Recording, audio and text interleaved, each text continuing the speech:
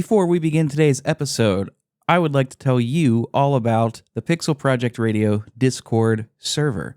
It is free and it's a place where all of the fans of the show can hang out, talk about games, talk about life, share memes, share Wordle scores, unpopular opinions, and more. It's a great community and you should consider joining it. It's the best way to stay up to date on all things happening on the show. That's where news of new episodes gets dropped first. That's where game discussions happen, and it's just a cool place to be. You can also participate in the community forum and have all of your thoughts on various games that we cover read on episodes. You too can be a part of this server by looking into the episode description and joining via the link there. And one last thing before we begin, shout out to new patrons of the Pixel Project Radio community, Alan Bingham and Matt, aka Stormageddon. Thank you folks so much. It is, as always, extraordinarily appreciated. Let's get on with the show and talk all about Super Mario RPG.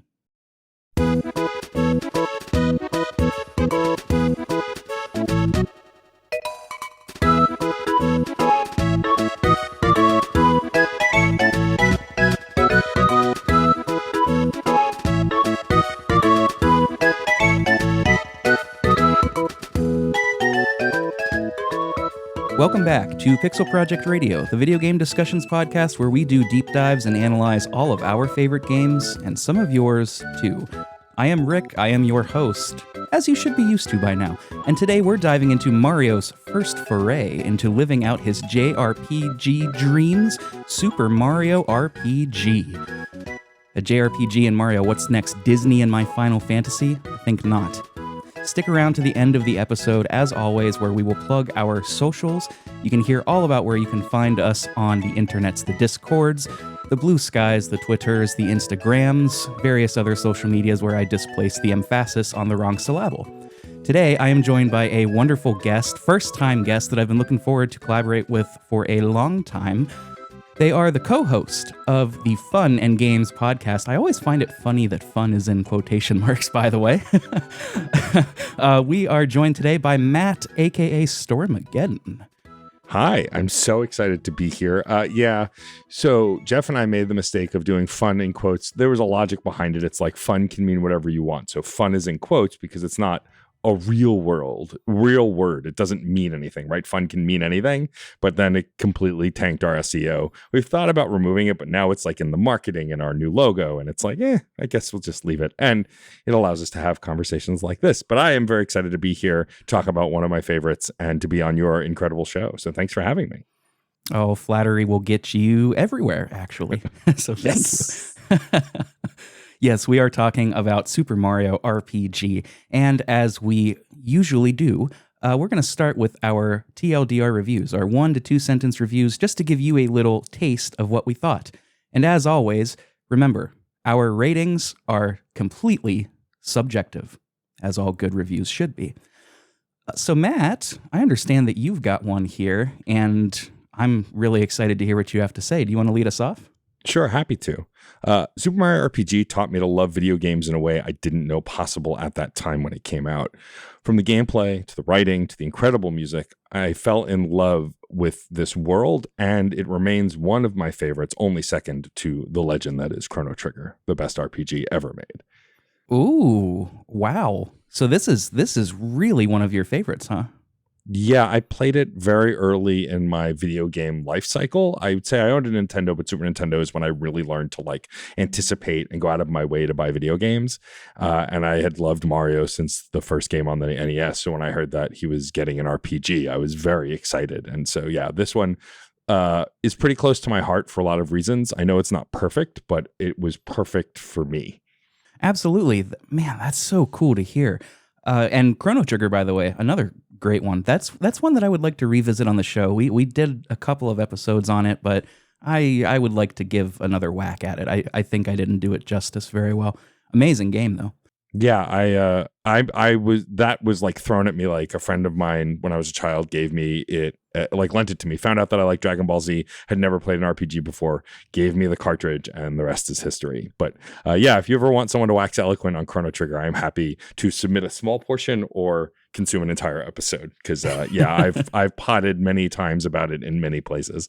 filing that one away. I will. Hey, we'll be in touch. So before we move on, out of 10 creepy Uncle Booster smiles, how many? What are you rating this one? I mean, I think I would give it 8.5 creepy Uncle Booster smiles. Because it's not perfect, but it definitely is highly rated to me. Also, I can't wait to talk about Booster, but we'll get to that. I'm getting ahead of myself. Oh, Booster. Okay, I'll get mine out of the way so we can get into the meat of the discussion. Here's what I have to say real quick. A marriage of Square and Nintendo's strongest suits that never gets too overly saccharine, Super Mario RPG is a whimsical experience from top to bottom. It has just enough of the trappings of a JRPG without any of the high difficulty or need for deep strategizing, making it a perfect first JRPG for almost anyone. And I'm with you. I would maybe give this it's a very strong 7 out of 10 for me if we're using the whole scale. Creepy Uncle Booster smiles. There's there's not anything really that I objectively had a bad time with here. I mean, there certainly are some things that it kind of stumbles on, but all in all, I had a great time, top to bottom. I was smiling like a goof the whole time. It was just a lot of fun, and I'm glad that we can end Mario Month on something like this.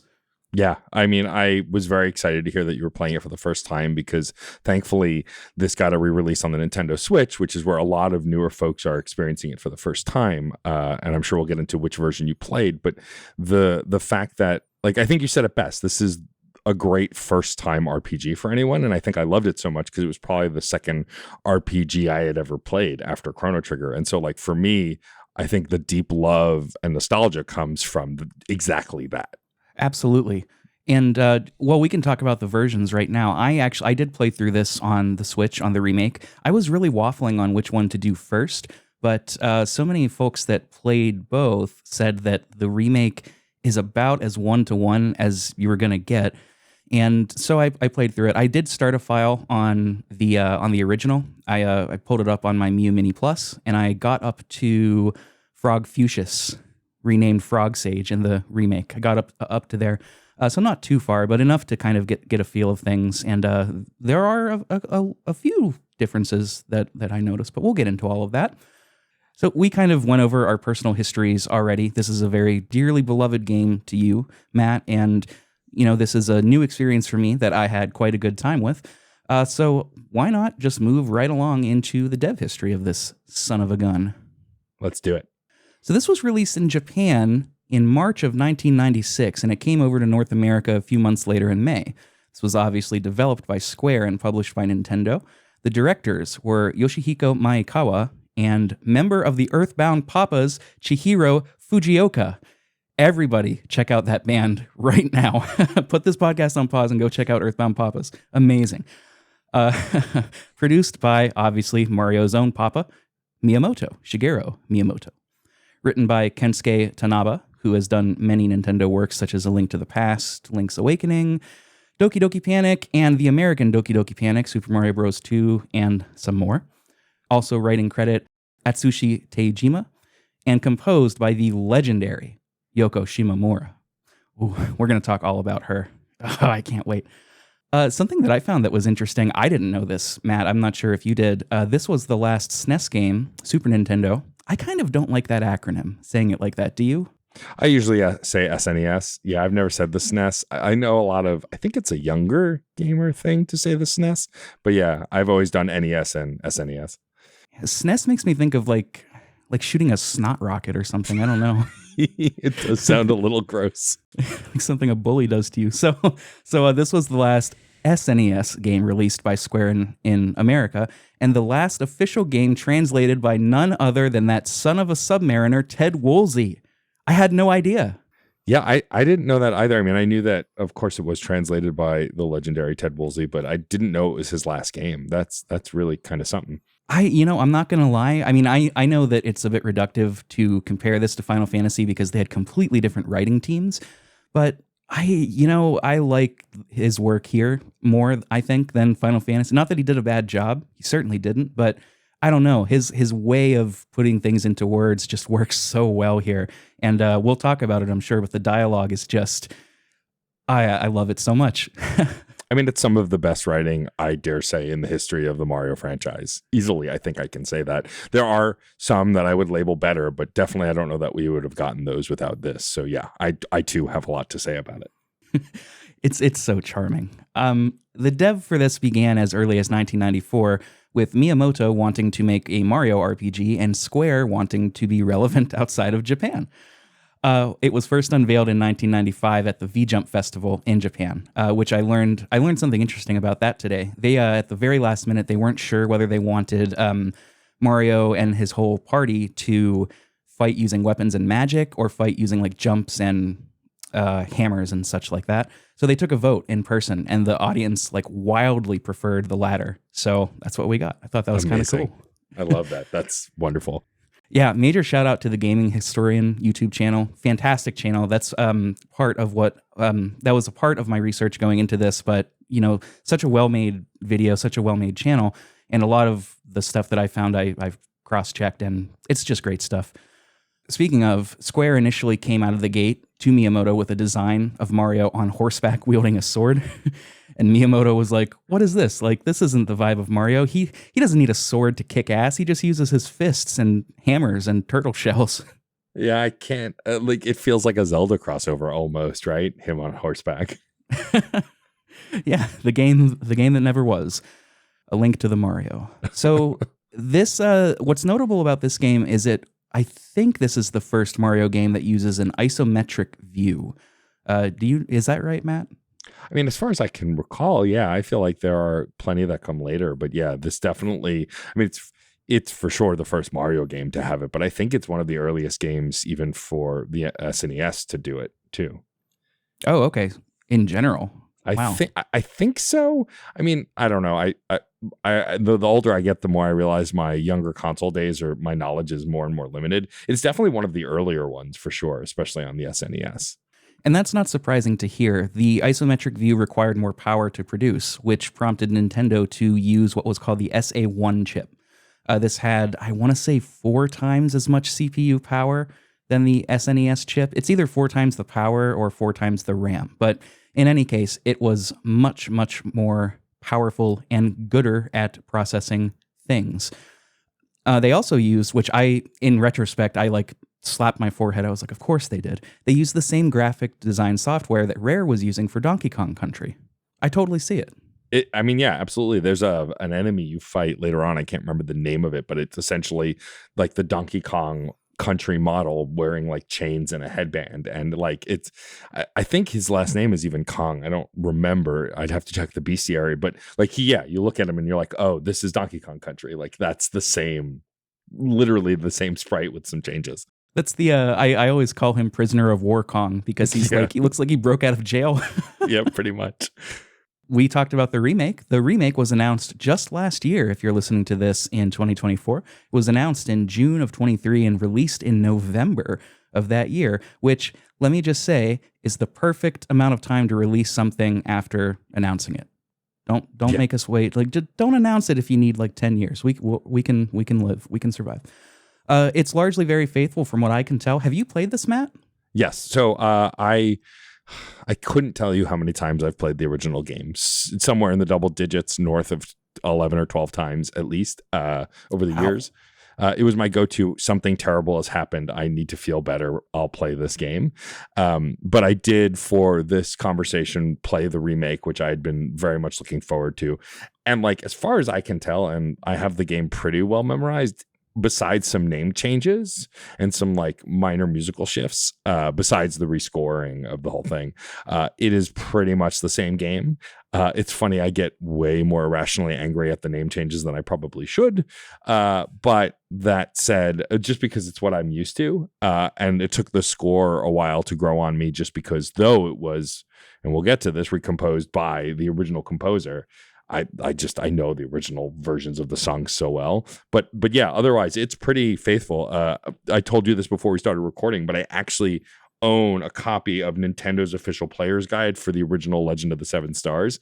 And I was able, every time I got stuck or couldn't remember where a hidden thing was, I was able to use this very old strategy guide. I don't even know how old. I'll have to look for the date later, but I was able to use this for the modern game, which I think is pretty neat. It's true, listeners. Matt showed me before we started, and that thing is loved. It is well loved. Yeah, it's barely holding together, but grateful to still have it. That's so cool. I love little pieces of nostalgia / gaming history like that. I really do.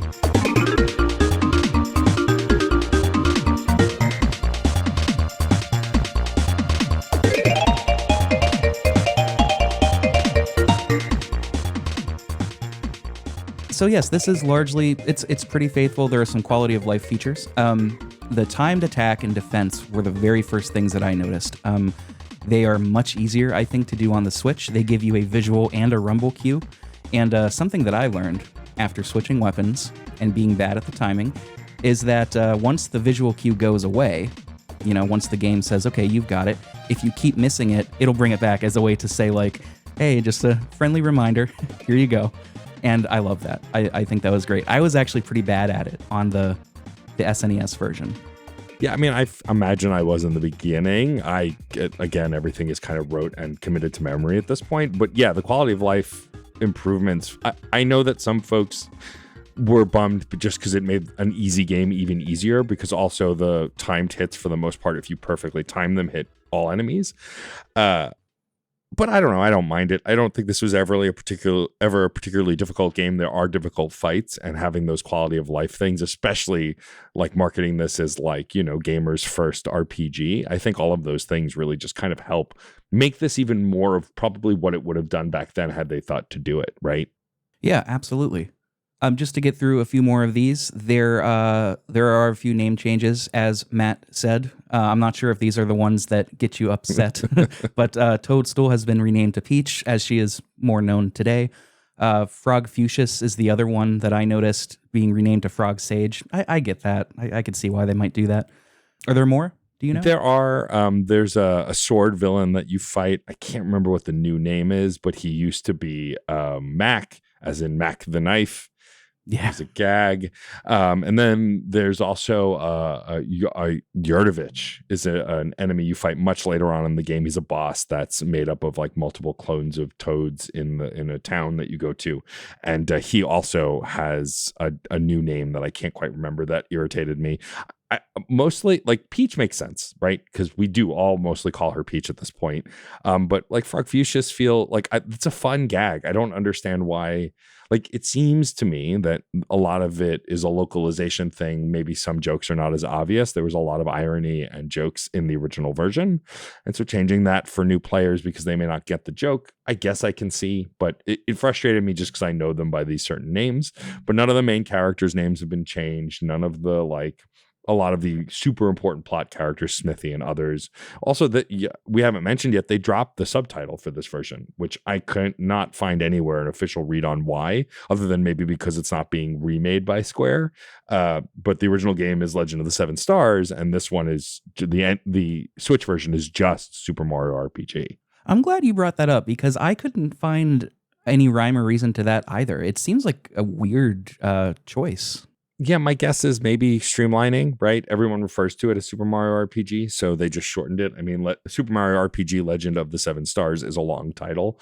But my guess is because it wasn't remade by Square, even though they own the rights, maybe they had to make some changes in the transfer. I don't know. A lot of the information around who did this remake and why it was done without Square, like there's not a lot of information on it other than it just is. And Nintendo tends to play that stuff close to the chest, so it is what it is. But, I think in complaints, it's minor compared to major changes in other remakes. Yeah, I don't know. Maybe Square is just too busy, what with everything they've got going on. I mean, Kingdom Hearts 4 is still a brewing, and Final Fantasy 7 is seemingly never ending. So, who knows? You know what they say. A Mario by any other fire flower still shoots fireballs as sweet. I think that's what they say. Shakespeare. Oh yeah, I've heard that saying a ton. It's famous. Infamous even. There are some other new additions like the updated score, some post-game content, but nothing too crazy to really make a big deal out of. I suppose except for the reorchestrations, which we'll talk about when we get to music. But speaking of new versus old, let's talk a little bit about how this looks, the visual presentation and level designs. The TLDR for me is I think they both look great. I'm curious to hear what you have to think. You've spent so much more time with this than I have. So, I mean, I love both graphical styles. I will agree that I think there's a charm to the original that is lost a little bit in the new remake. It's a little, it's funny. So I played the Link's Awakening remake, was my first foray with Link's Awakening. I didn't play the original Game Boy game. And so I loved the toy nature of that, whereas other folks were like, oh, it doesn't look as good as the original. The sprites were great. But now playing this game, I'm like, oh no, I get it. I can see it now. Like, I love the original sprites, but it's a clean look. Like, the characters kind of squatty redesigns all look great. The modernizations on Bowser and some of the characters, Toadstool, who have like been with the series for a long time, now looking like they're more famous animated versions, I think all make a ton of sense. It was stunning in the 90s and it's stunning now. Like, I think it's a different feel, but like all of the characters still, I think, exude the same charm and delightfulness. And that said, some of the character models are a lot clearer. Like Moletown, I love in the original, but because of the brown on gray on black, like a lot of the character models kind of turn to mush. Whereas in this, you can clearly see the delineation of the faces, eyes, and mouths, and like really see what these characters look like. And I love it. I think it's great. You do bring up a good point, though. As nice as the remake does look, it does lose some of that character that it had in the past. And I totally agreed on the Link's Awakening thing, by the way. I love that Zelda game. That's probably my favorite Zelda game. And I haven't got around to playing the remake yet, but I don't know. I prefer the older style. I really do. It's got kind of a claymation vibe to it. It reminds me of some of the probably online videos that we grew up with, like I grew up with, I'm not actually sure how old you are, grew up with like in the late 90s, early 2000s, like that kind of thing. Totally. And the claymation aesthetic is, I think, what really attracted me to the original game. It was that toy-like nature, which again is you can see in the remake, but definitely is lost a little bit because the modern renders just look modern. But it's definitely cleaner than it's ever looked, and like still absolutely pretty whenever it wants to be. Oh yeah. This is not to put down the remake at all. It is gorgeous.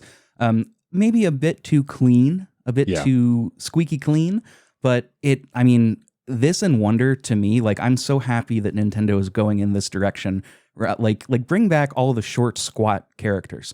Fat Pikachu, we need him back. We do. We need Fat Pika back, and I love squat little stout Mario.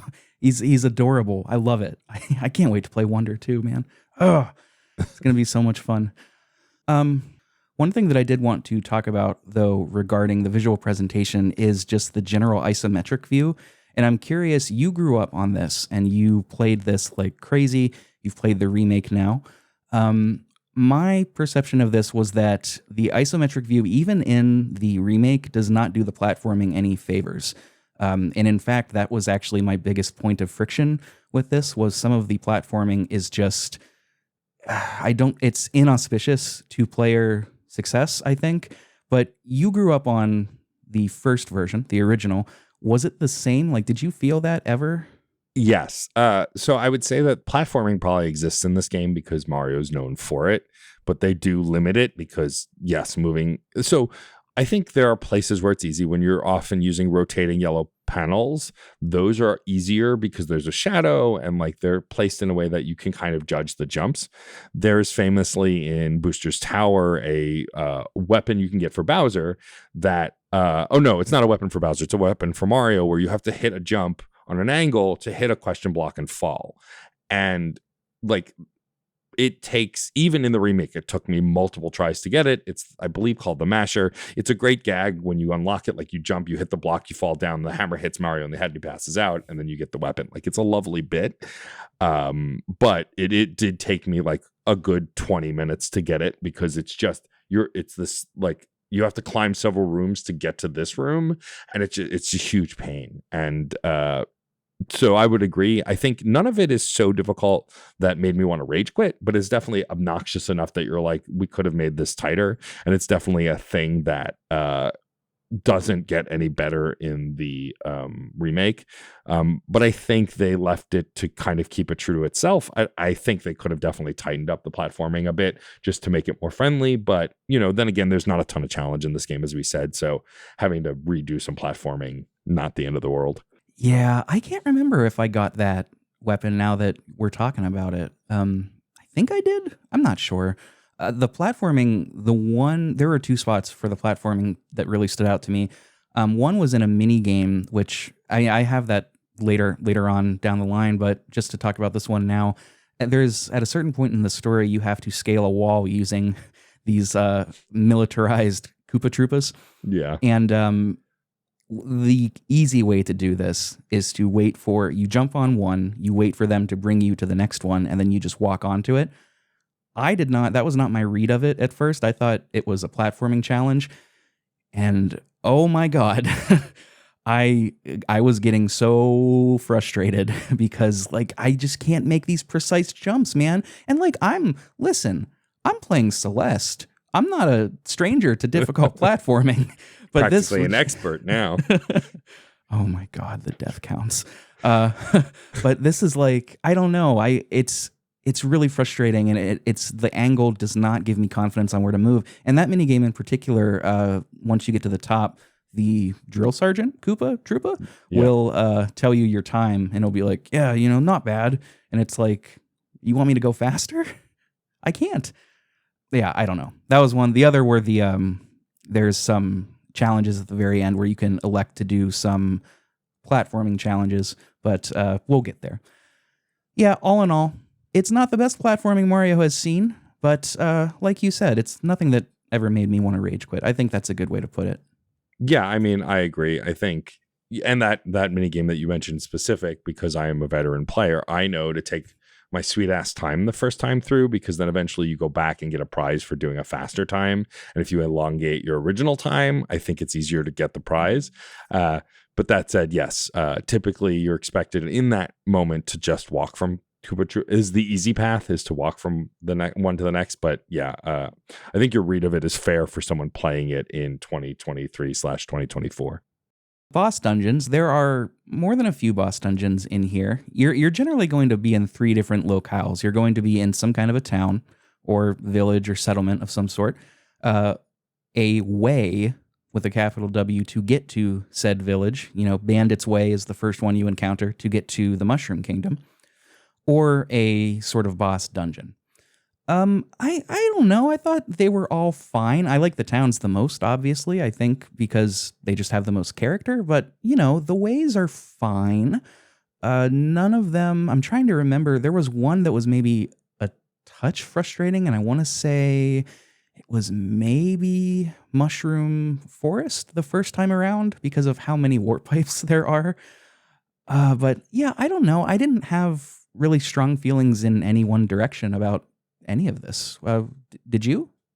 So, I mean, I love them, but I think, so there's a few things, right? This is an early RPG. It's in the SNES era. So it being very straightforward, not super uncommon for the RPGs at the time. I think probably still Final Fantasy and Chrono Trigger were doing more complex things, but like it's a basic kind of layout if you're familiar with any kind of RPG, especially turn-based RPGs from Japan at the time. Yeah, none of the dungeons jump out. For me, the thing that makes all of these different places memorable is the music and the combat and the characters. If you didn't have the different characters who were interesting, the different villains, the different bosses, they would definitely be a lot more boring. And I could see, for someone who's experiencing it for the first time and doesn't really know where the game is headed, it couldn't get a little rote.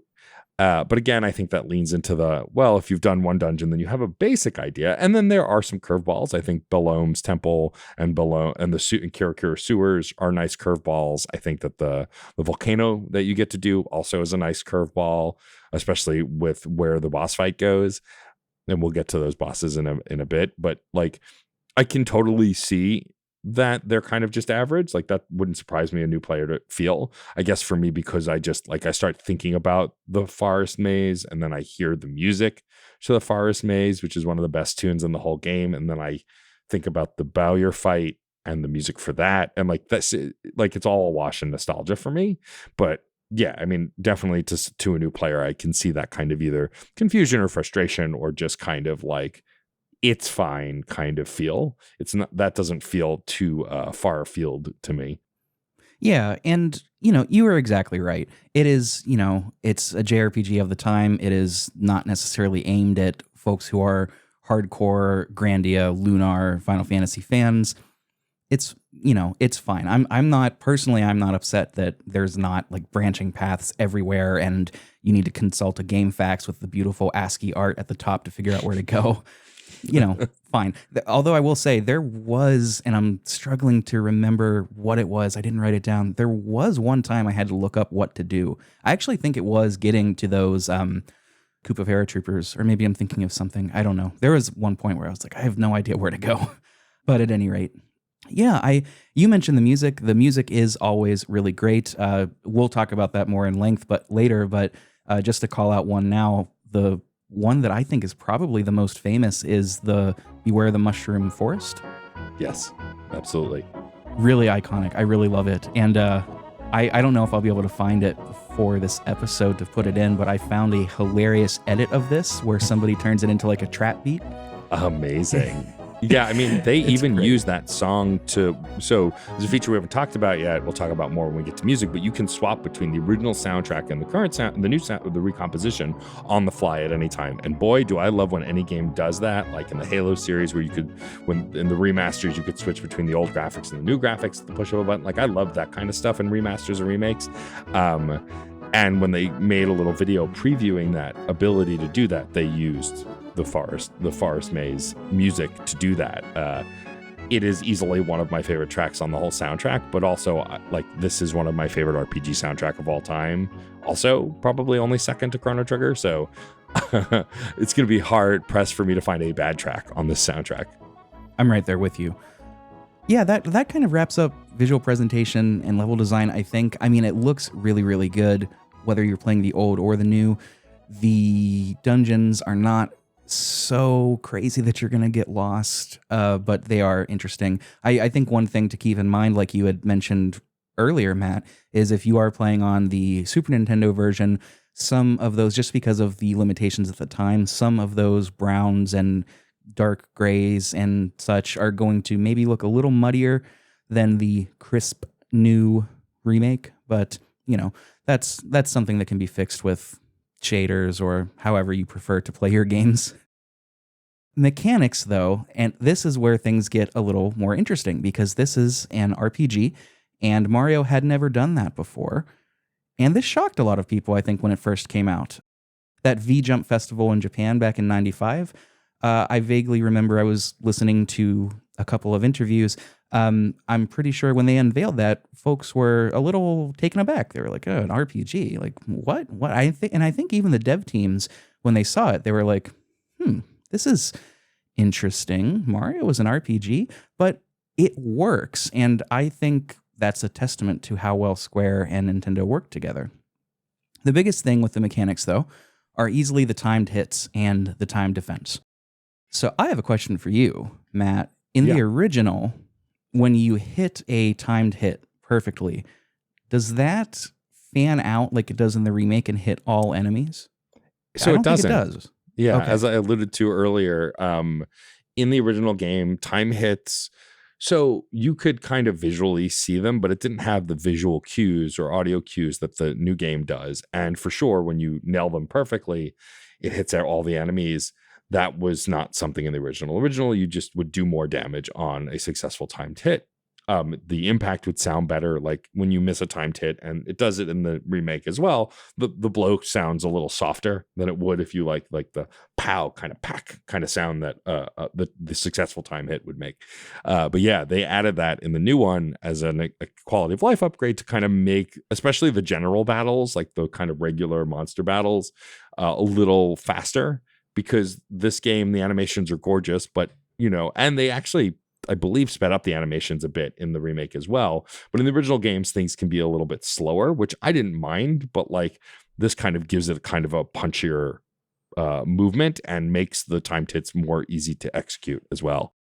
Yeah, you are right. Those animations, they do play out. I noticed that immediately whenever there's one enemy, there's probably a couple, but there's an enemy that will use a lullaby on you, and it plays the Mario Overworld theme, but it's slow, and they always have to get through the first phrase before the turn will progress. And I was like, man, you're putting me to sleep. I don't know. Are you a fan of timed hits in general in RPGs? Yes, because of this game. There's Okay. a little game that came out last year, Time's a Lake. I can't remember when anything happens.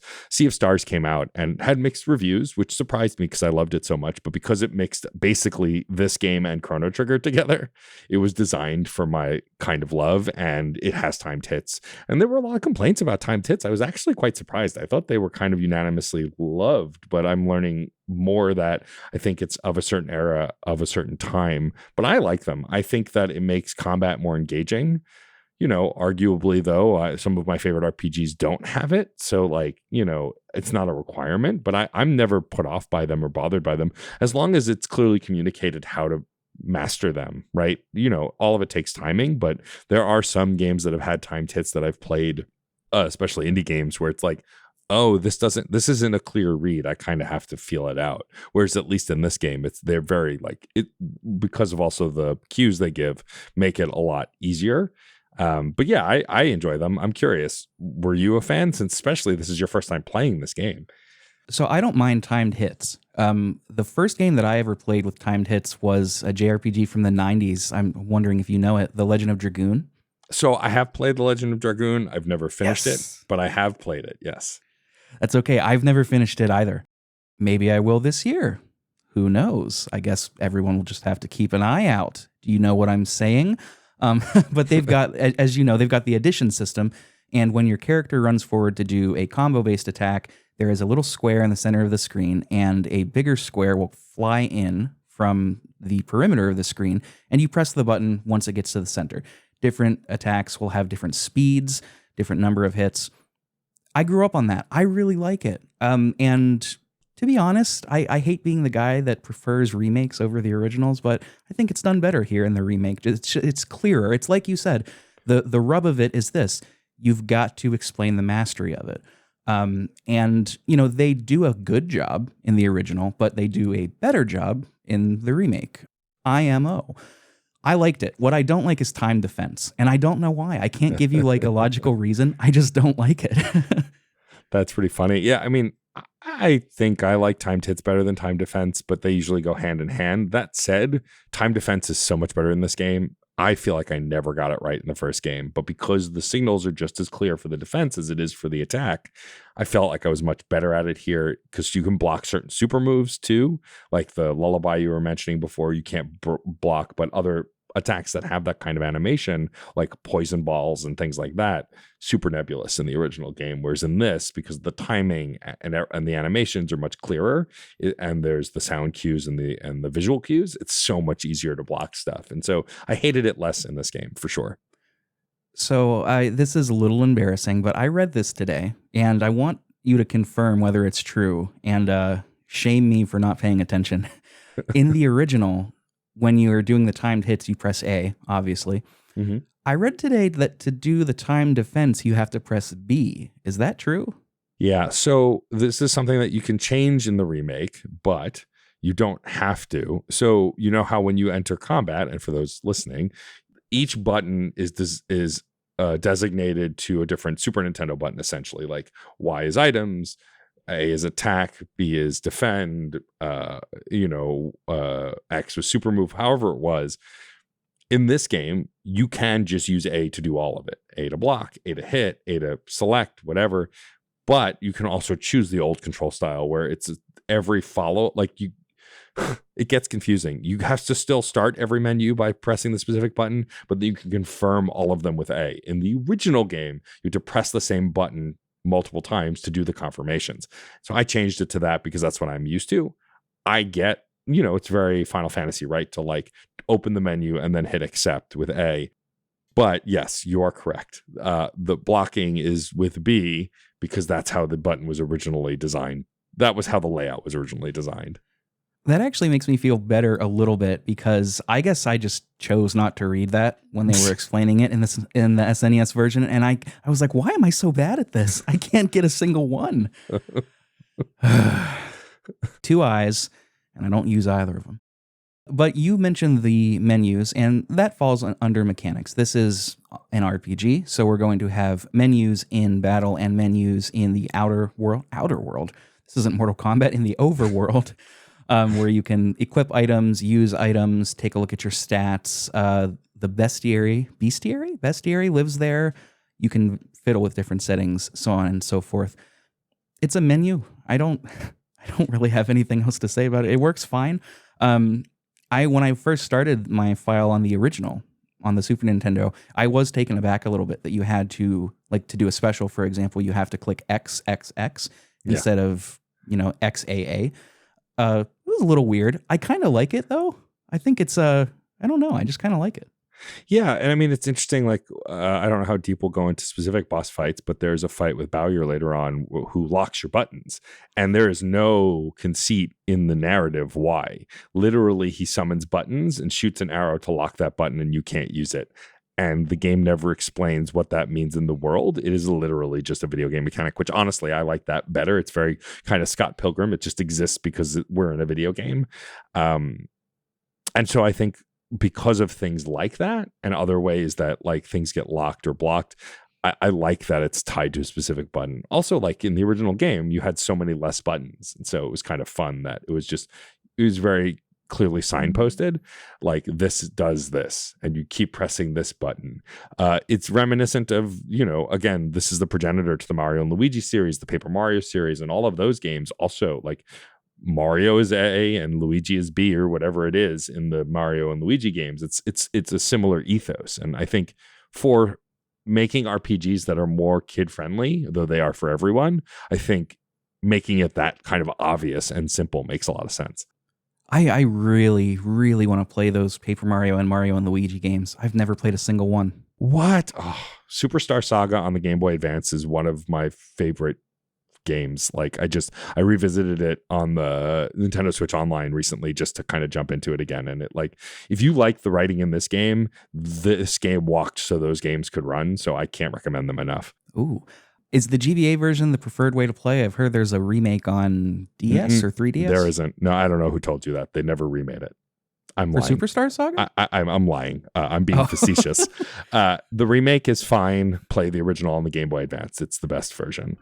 Okay, interesting. Okay. I don't know if I have a cart of that. I think I do. Filing it away along with Chrono Trigger for things to talk to Matt about in the future. Gladly to have a brand.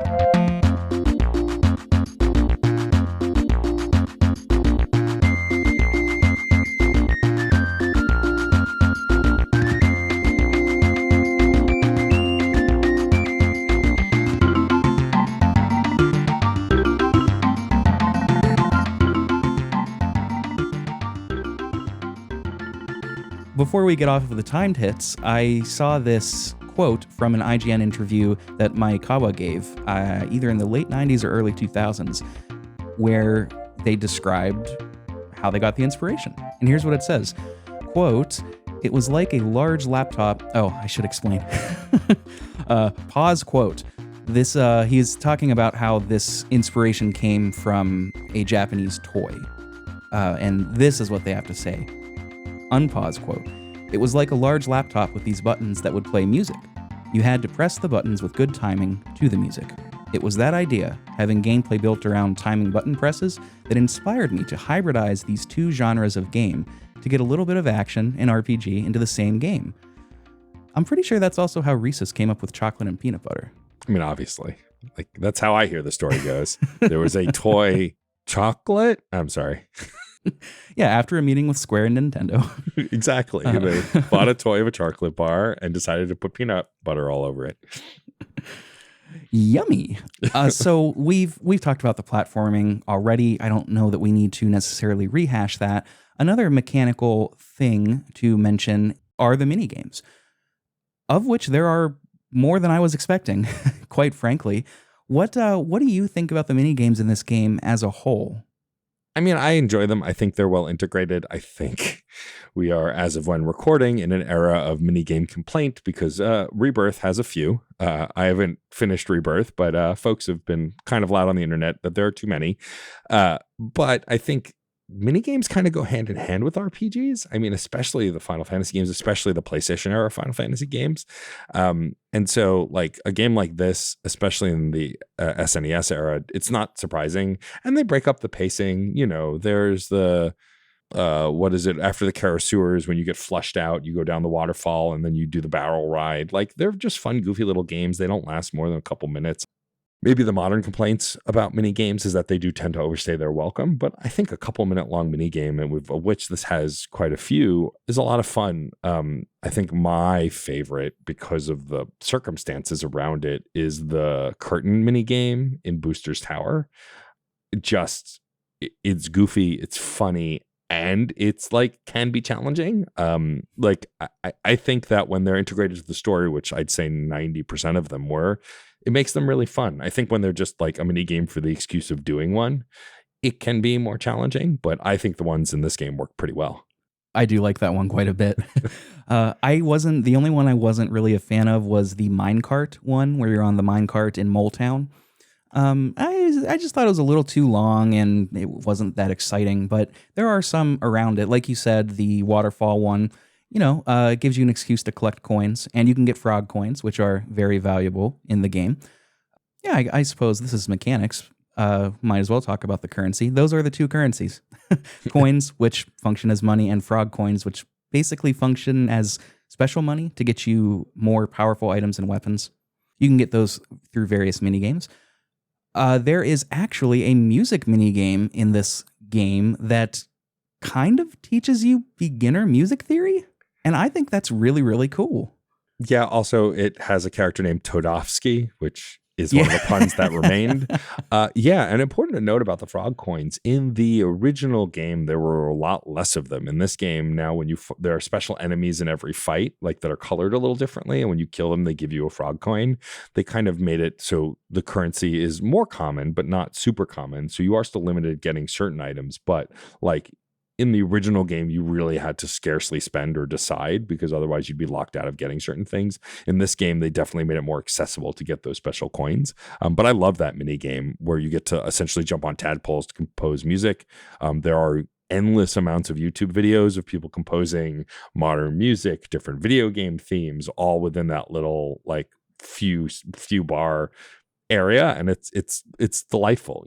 I think that any excuse we have to get nerdy about music within a video game is always going to be a favorite of mine. 100% agreed. And I did laugh out loud whenever I saw Todofsky. So thank you for bringing him up. It's so good.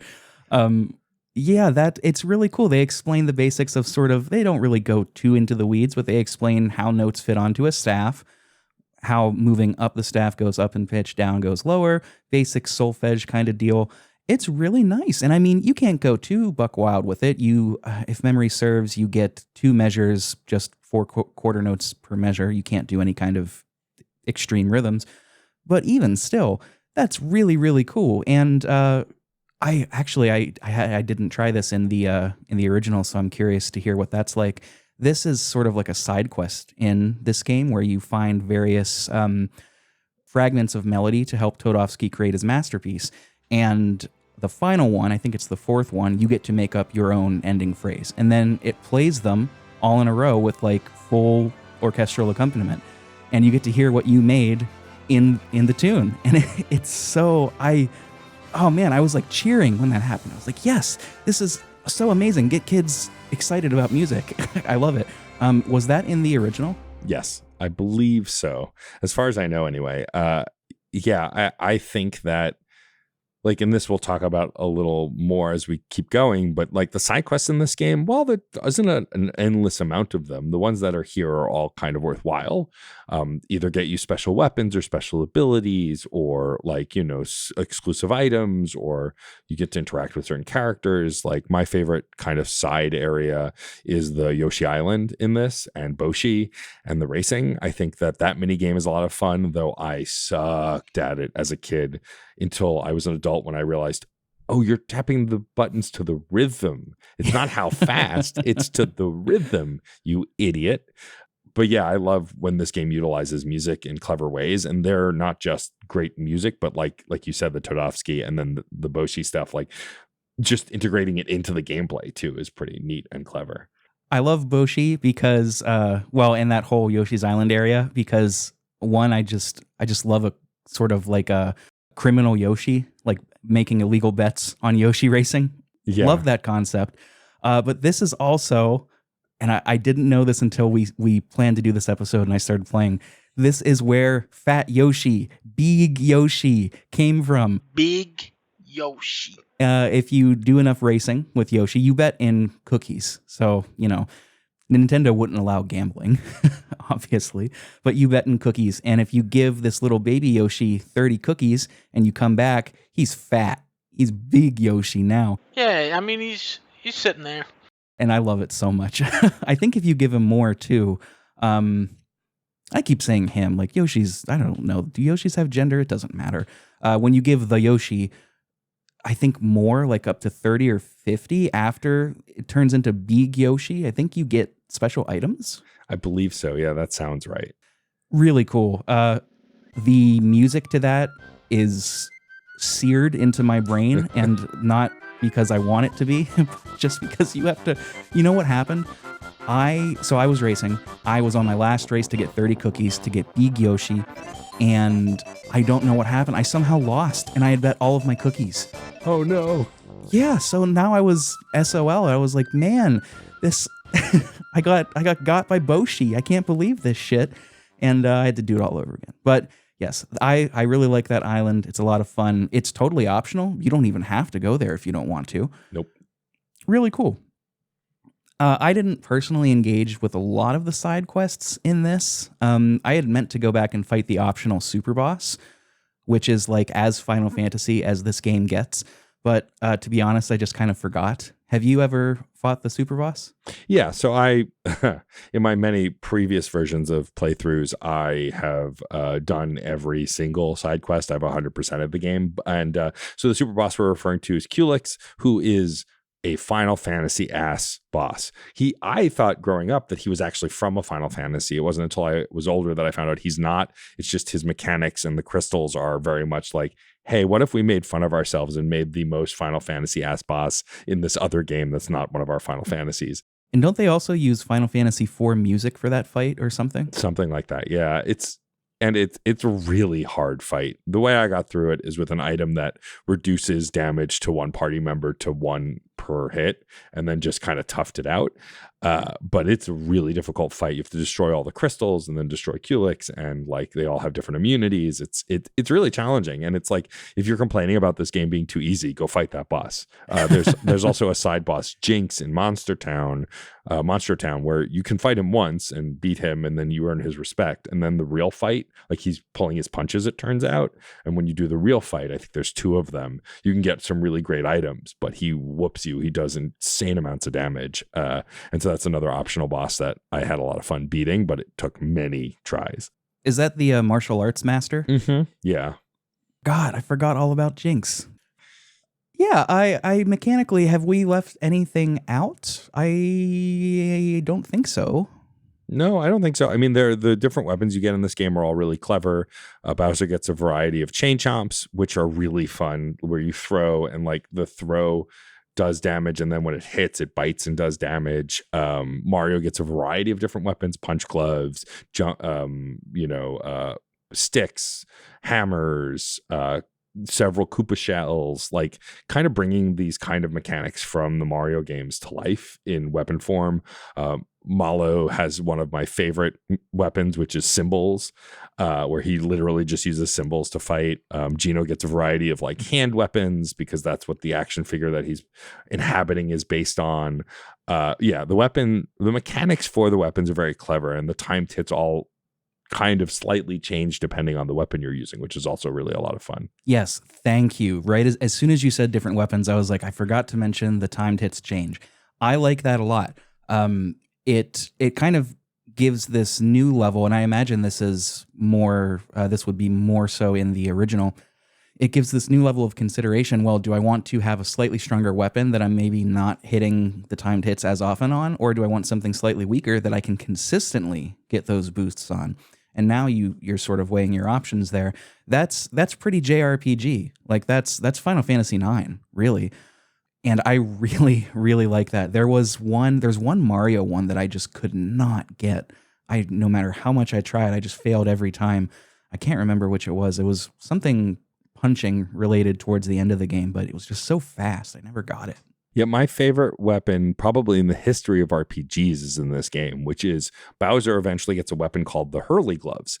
Now you're wondering, what are the Hurley Gloves? Well, the Hurley Gloves are literally allowing him to throw Mario as a weapon. It, as a Mario fan, is the best weapon.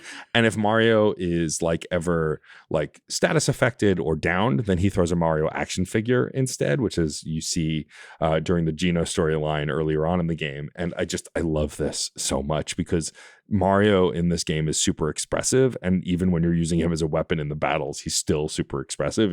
It's truly brilliant. It's knowing your audience in the best way. Yes, I absolutely love the Hurley Glove.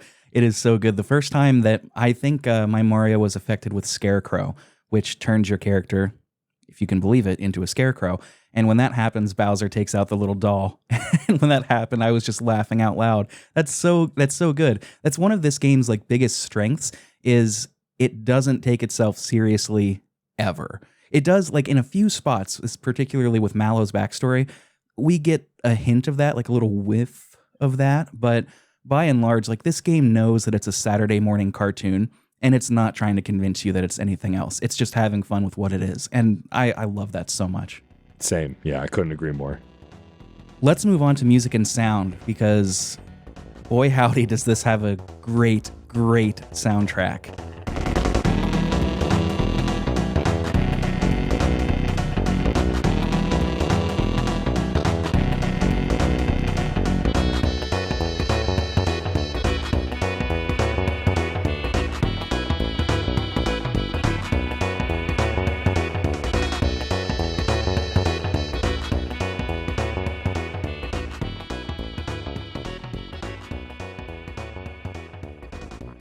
Composed, of course, as we both said, by the inimitable GOAT, Yoko Shimomura. She recounted this as her turning point in her career. She was, before this, well known for Street Fighter II, for example, and I know there's another fighting game I'm pretty sure that she did. Can't quite remember. But she wanted to transition more towards classical style composing, which we would ultimately eventually see enormous mainstream success with her with Kingdom Hearts. But here, you can totally tell that she had that in mind here, because some of these pieces that she composed are really classically inspired while still using the harmonic language and aesthetics of 16-bit game music. So I'm just going to come right out of the bat with a question. Do you have a favorite track in this game? Yeah, I think both the battle music and the smithy boss music, because there are two kinds of boss music. Like in Final Fantasy VII and other RPGs after this, when you could be more diverse in the soundtracks, this has, for all the smithy, weapons turned to life enemies, there's a song. And then for the more kind of supernatural or Mario-based or non-smithy specific bosses, has a different tune. I love the smithy boss battle theme. In my brain, it's burned in with the Bowyer fight, just because I think it's just one of those fights that really just has a great tune.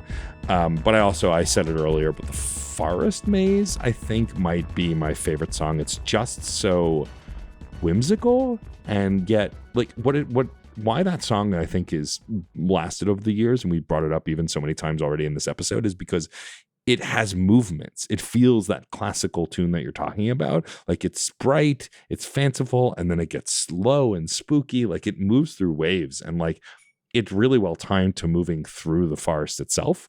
And then you have it here. I love the sad song. They use it as a bit almost later in the game, where it's very closely tied to Mallow because he cries a lot, but then it just comes up more and more with other things. And I love it every time. It's just so vaudevillian almost.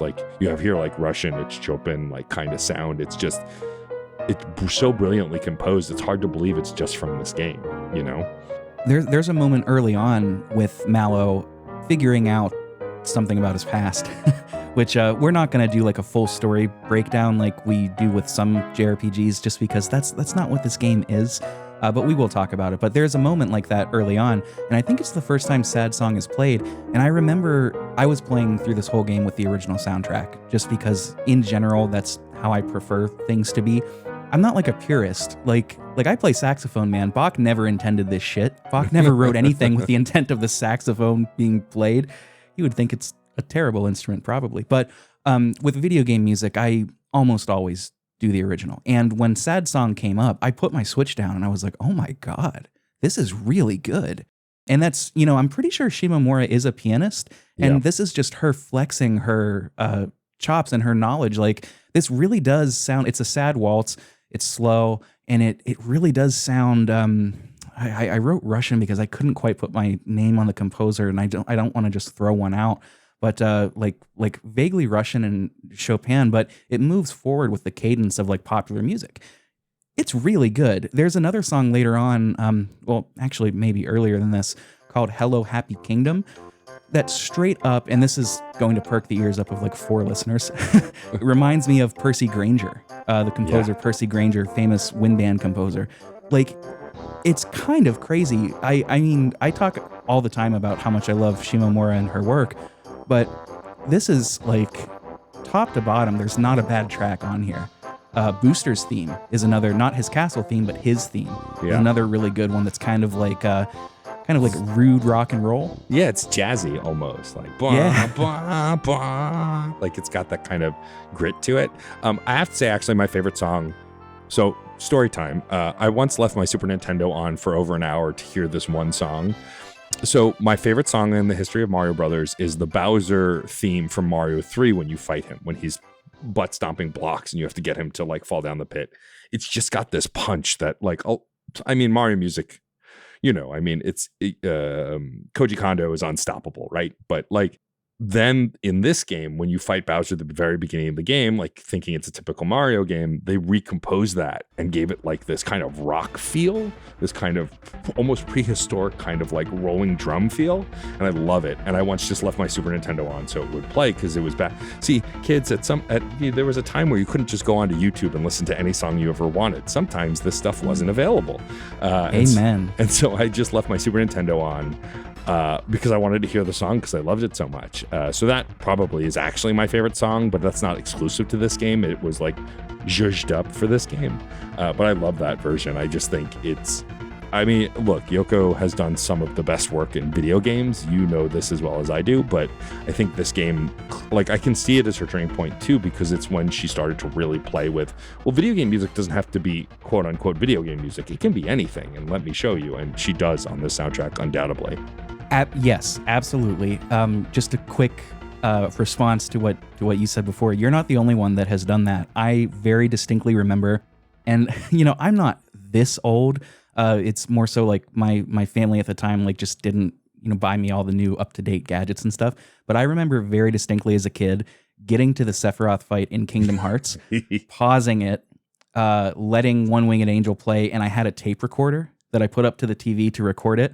And on that tape, you'll be interested to know, I'm sure everybody is, was One Winged Angel. Do you remember the old cat, I'm a kitty cat song? Yeah. Dance, dance, dance. Yep, that was on there for God knows why. So many E-Bombs World and shit like that. It's on there. Oh my gosh. You kids don't know how good you have it. Exactly. That's what we're trying to say. Oh my God. Yeah, this soundtrack is amazing. I love everything about it. I can't quite recall exactly what that Bowser fight is. I've actually never played Super Mario 3. What? But, wow. I know. I played through the lost levels this year and needed to take a break. I mean, because you played I'll probably get heat for this, the worst Mario game. I love what Lost Levels was attempting, but like Mario 3 and Mario World are probably I hadn't revisited Mario World until last year. We did a special episode of Side Quest, our anniversary episodes. Every 50 we do like bring a guest to do a longer form one. And with Brian Shea of All Things Nintendo, we brought him back and I replayed Mario World from start to finish again. And I was like, this is a perfect video game. Why does anyone else? Meanwhile, our mutual friend Dave Jackson played it for the first time last year and went, this is fine. I don't understand it. But, it is what it is. But you should play Mario 3. That song rocks. But your first exposure to that song being from this game is the better version of the song anyway. So it's a win-win. Oh, interesting. Speaking of Bowyer, though, I really do like that boss track as well. Consistently super, super good. Another thing about that boss fight that I really like, we'll talk about the mechanics of it in a little bit, but he will shoot arrows at certain points. And the sound effect that it makes is, I'm almost positive it is the sound effect of the Wario Land 1 coins. It sounds identical. Which is leading me into this point. The sound design in general in this game is so good. Mario will be interrupted by the Chancellor and he'll fall down and you just hear this loud thud. Yeah. And it's great whenever a punch connects. Whack! It sounds great whenever he kicks the turtle shell. It sounds so good. Everything about this. And that's not surprising with Nintendo, but I mean, let us gush for a minute. It's great. Yeah. Also, there's no dialogue. Like vocally, there's great writing, but like Bowser has a distinct cackle in this game. That's like, it's just got this kind of like grating sound that's really great. You know, when Booster's mad, his hops make no, like, it's all of the sounds are so carefully considered. One of my favorite sounds is you're in a wedding chapel later in the game for reasons, and eventually you end up fighting a wedding cake. And there's a sound that the chef makes whenever he hits his assistant, like that, like screams at him, this fluttering that like I can hear in my brain all the time. The sound design, I think, is some of the best in the business in this game because it's just so cartoony and whimsical in a way that we get in other games, but I think very particularly that's what makes this a Mario game, right? The sound design in every Mario game is so carefully considered and well done, and this is no exception. Yeah, totally agreed, 100%. If I can find a sound clip of that that you were just talking about, I'll put it in, but I don't know if I'll be able to. I have YouTube now. You kids don't understand how good you have it. Going through some reception stuff, none of this will be surprising. It was generally well received. 20th best-selling SNES game of all time. It's selling 2.14 million copies, which at the time was pretty good. Again, everybody, for the most part, liked it. Many praised the presentation and the battle system, as well as the soundtrack, of course. But the battle system, along with the general lack of a JRPG-esque story, was criticized. I don't know that I would go that far because it's not marketed to that niche group of fans as a thing, but I understand. I get it. Game Rankings, an aggregate site, has this listed at 89%. Which is pretty darn good. And Nintendo Magazine, official Nintendo Magazine, once ranked it, back in 2009, as the 34th greatest Nintendo game.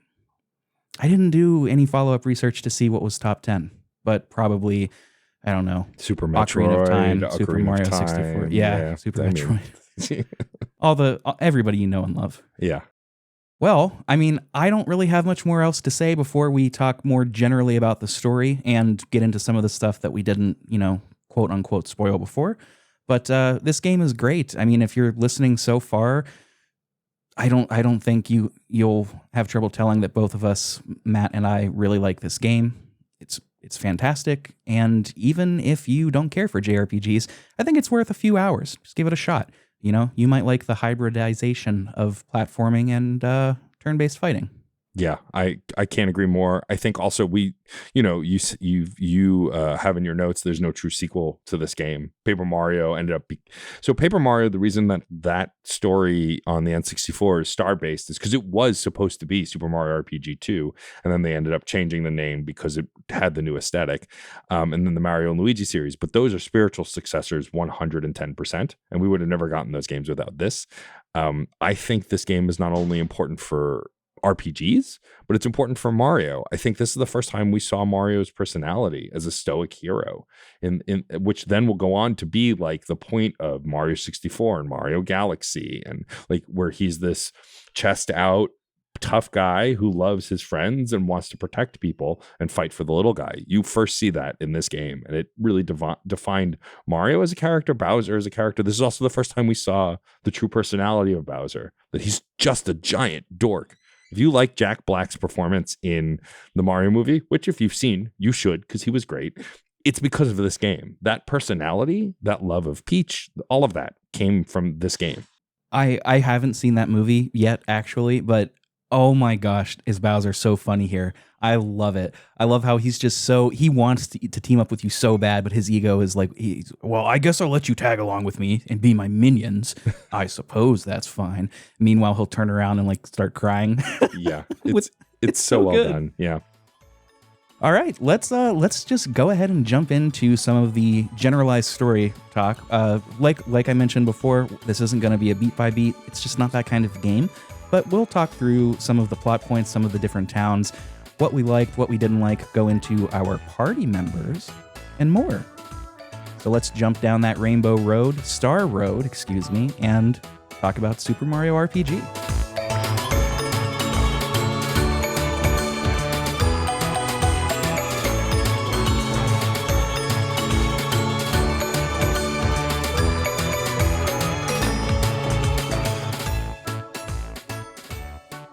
So it begins as any other Mario story does. Bowser is trying to save Peach from Bowser? Mario is trying to save Peach from Bowser. Wow, that was weird. And it's an early boss fight in the game, just like Square's Final Fantasy 6 and 7, where there is a little gimmick to the fight, and then we never use that gimmick again.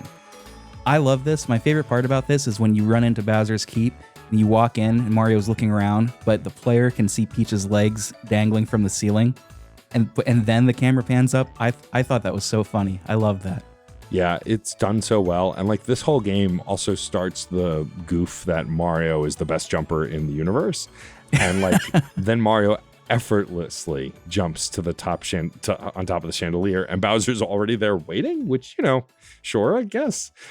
This fight has one of my favorite tracks in the whole game, and it's kind of goofy, like as you would expect for Mario, and it doesn't take long before the twist shows up. And I think it's like, as a setup goes, for especially trying to rope in Mario fans, it really does a great job. Absolutely. Yeah, I agree. That chandelier fight is pretty cool. You have to attack the chandelier, the chaindelier, because it's a chain chomp. That's just the first of many, many puns that are to come. And that's how you essentially win the fight. I love it when Bowser falls. His sprite immediately turns to him hunched over, and he's got those anime crying beads coming out of his eyes. Never gets old. I love it so much. Yeah, and then Mario does a peace sign, like he's won, and then Bowser's like, "Join me, Mario," and throws a hammer, and Mario starts to fall. It's just like, already you can see how important the humor is to the story. They don't really waste any time. Speaking of the peace sign, that's another thing. I don't know why, but they changed it in the remake. He doesn't do the peace sign anymore. He takes his cap off and does a little tip of the cap. Huh. Weird. I have no idea why. Yeah. Bizarre, but is what it is. It turns out Bowser's not the big bad in this story, because almost as soon as we save Peach, a giant sword crashes into Bowser's castle, and we learn maybe a bit later than we would have liked that this is not Smithy, but he is part of the Smithy gang. This is going to be the big bad in this universe. Peach is trapped over there when Mario tries to go back and save her. This sword, whose name is Exor, I don't really think that's a spoiler, destroys the bridge to Bowser's Keep. So that is ultimately our destination. We want to get back there and take care of this giant sword, get Bowser his castle back, which he's very sad that it's been taken over. It's very good. I don't want to gloss over this. When Mario initially gets launched out of the castle, when Exor crashes into it, he gets shot back through the air all the way, flies directly over his house, conveniently down his chimney, which is shaped like a warp pipe, and falls onto his, what do you call it? The area he hangs his clothes. So he's hanging next to a suit of overalls and cap. It's very funny. I'm shit at describing this right now. I can't talk today, I guess. But if you're listening to this, look it up. It's very cute. It's very funny. And it's also the first point which happens many other times, where things will happen and the game will not progress until you press the jump button. The game relies on you using the jump button, and Mario will just hang there struggling to get down until you press the jump button. like when you go to bed at an inn, you won't get up until you jump out of bed, things like that.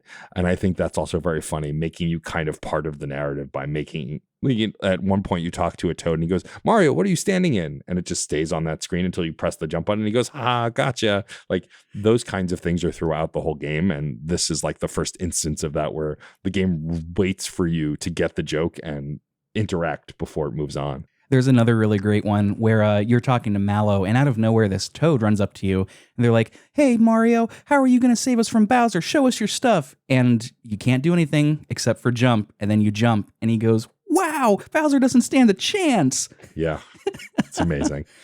It's so good. The general outline of this plot is this. The Smithy Gang, who are from an alternate universe known as the Weapons World or Weapons Universe, I don't quite remember, seeks to take over our world. And since the entrance happens to be right at Bowser's castle, this is where they're starting their business.